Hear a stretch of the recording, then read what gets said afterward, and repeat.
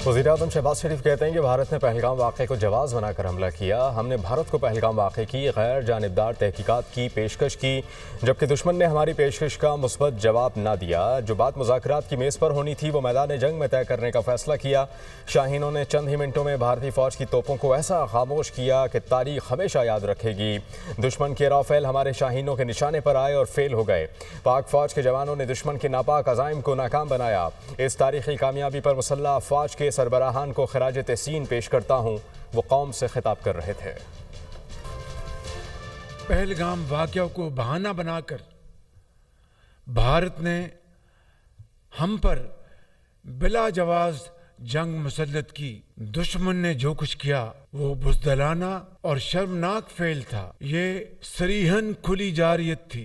Drone हमलों और मिसाइलों से मासूम जानों, मसाजिद और शहरी आबादी को निशाना बनाकर हमारे सब्र का इम्तिहान लिया। फौजी तनसीबात और आबी ज़ख़ीरों को भी निशाना बनाने की एक नाकाम कोशिश की, जिस पर हमने फैसला किया कि दुश्मन को उसी ज़बान में जवाब दिया जाए जिसे वो बहुत अच्छी तरह समझता है।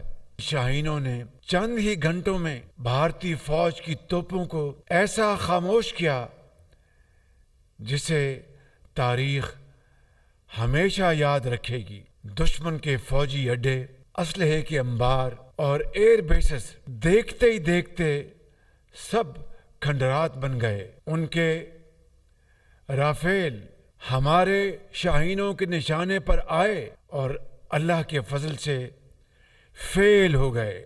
हमने दुश्मन के साथ वही किया